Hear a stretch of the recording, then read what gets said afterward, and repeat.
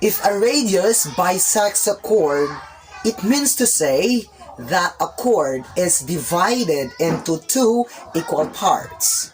In other words, there are two line segments that have the same length. Understand? Understand? No, sir. Hindi, sir. Let me translate it. Kung ang radius bisects a chord, ibig sabihin, ang chord ay nahati sa dalawang parte na magkapareho ang sukat. In other words, makinig ng mabuti. Yes, sir. Merong dalawang line segments na magkapareho ang sukat.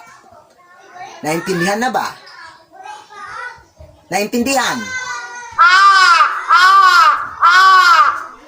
Warayon ko yan ha, warayon ko yan ha. Kung ang radius ka kunugin babay sex ang chord, karuyag signon, pamati, nga ang chord kuno gintutunga sa duwa nga parte nga pareho ang sukol, pamati. Karuyag signon may da kuno duwa nga line segments nga pareho ang sukol. Nabat na? Nabat na ba?